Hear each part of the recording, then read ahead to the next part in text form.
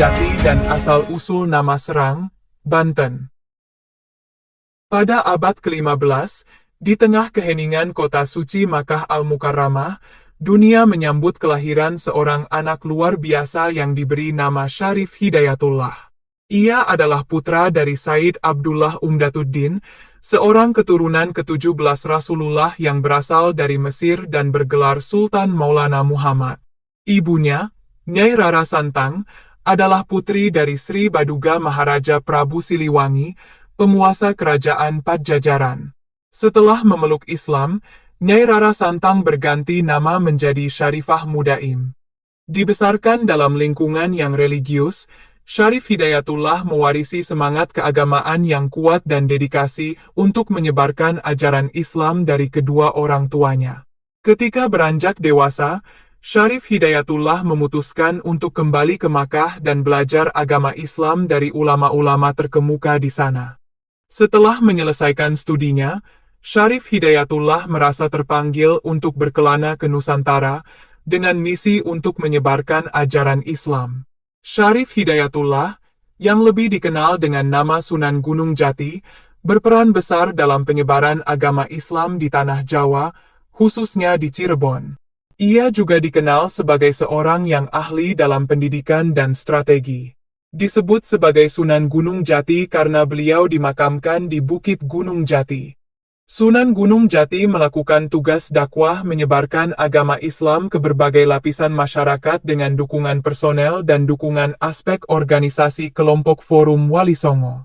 Forum Wali Songo secara efektif dijadikan sebagai organisasi dan alat kepentingan dakwah, merupakan siasat yang tepat untuk mempercepat tersebarnya agama Islam.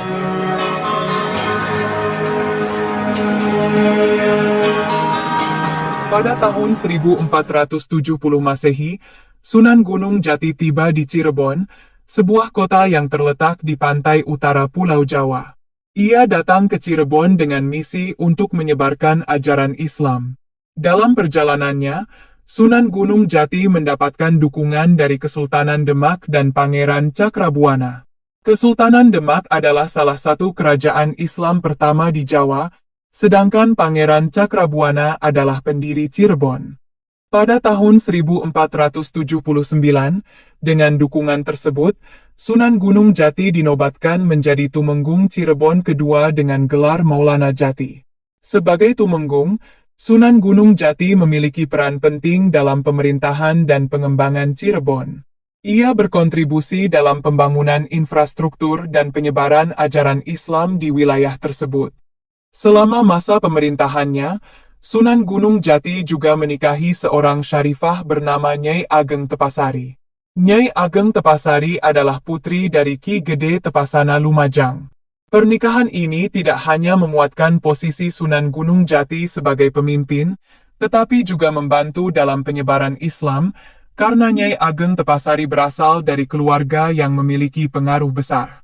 Dari pernikahan tersebut, Sunan Gunung Jati dan Nyai Ageng Tepasari dikaruniai beberapa anak yang kemudian menjadi Sultan-Sultan Cirebon. Mereka melanjutkan misi ayah mereka dalam menyebarkan ajaran Islam dan membangun Cirebon.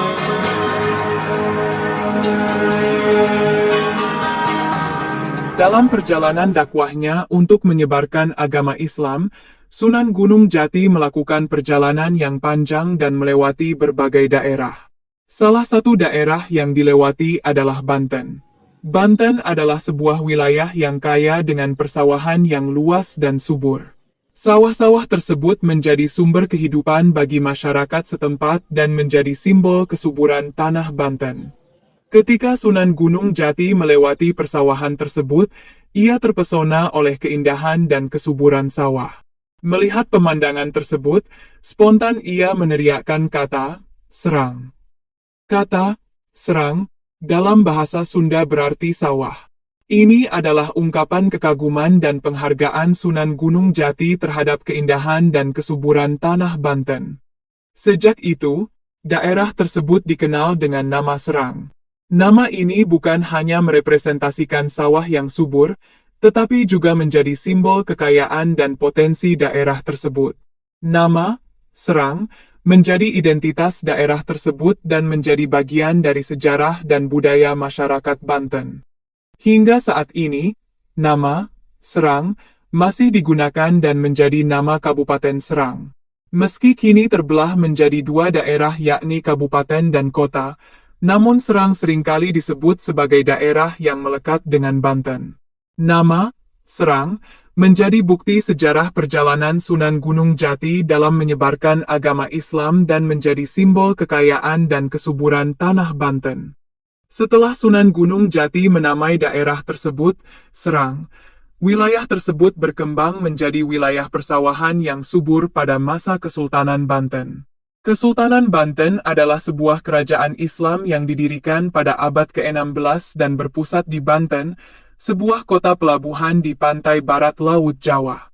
Sunan Gunung Jati tidak hanya dikenal sebagai seorang pemimpin, tetapi juga sebagai seorang ulama dan wali. Ia adalah salah satu dari 9 wali, atau wali songo, yang sangat dihormati dalam Islam di Indonesia.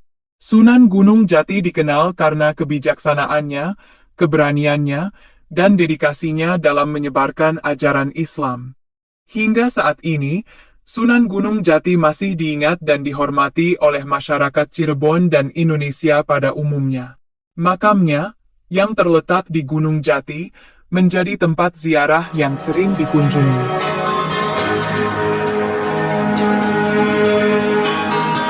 Pada masa Kesultanan Banten, Sultan kedua, Maulana Yusuf, memainkan peran penting dalam pengembangan pertanian di wilayah tersebut. Salah satu upayanya adalah dengan membangun danau buatan yang dikenal dengan nama Tasikardi. Nama Tasikardi sendiri merupakan gabungan dari dua kata dalam bahasa Sunda, yaitu Tasik, yang berarti danau, dan Ardi, yang berarti buatan. Jadi, Tasikardi berarti danau buatan. Danau Tasikardi dibangun terutama untuk mendukung pertanian di daerah-daerah yang dekat dengan ibu kota kesultanan. Air untuk danau ini berasal dari Sungai Cibanten. Sungai Cibanten adalah sungai yang mengalir di wilayah Banten dan menjadi sumber air utama untuk daerah tersebut. Air dari Sungai Cibanten dialirkan melalui saluran khusus ke Danau Tasikardi. Setelah itu, air dari danau ini kemudian dialirkan ke daerah-daerah persawahan di sekitar danau. Sistem irigasi ini memastikan bahwa sawah-sawah mendapatkan pasokan air yang cukup sepanjang tahun, terutama selama musim kemarau. Dengan adanya Danau Tasikardi dan sistem irigasi yang dibangun, pertanian di wilayah Serang menjadi lebih subur dan produktif. Ini membantu meningkatkan hasil panen dan memperkuat perekonomian lokal. Selain itu, pembangunan Danau Tasikardi juga mencerminkan kebijakan Sultan Maulana Yusuf yang progresif dan berorientasi pada kesejahteraan masyarakat.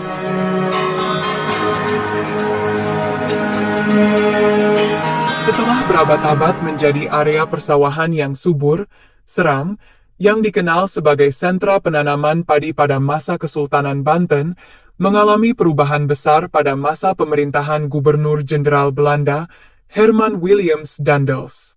Daendels, yang dikenal karena pembangunan infrastruktur di Jawa, membangun Jalan Raya Pos, sebuah jalan yang menghubungkan barat dan timur Pulau Jawa. Jalan ini melewati Serang, membawa perubahan signifikan bagi daerah tersebut. Pembangunan Jalan Raya Pos membuka Serang ke dunia luar, memfasilitasi perdagangan dan komunikasi dengan daerah lain di Jawa. Ini memicu perkembangan ekonomi dan urbanisasi di Serang. Dengan akses yang lebih baik ke pasar dan peluang baru, Serang mulai berkembang dari area persawahan menjadi kawasan perkotaan. Perubahan ini dipercepat setelah Kesultanan Banten dihapus oleh Belanda.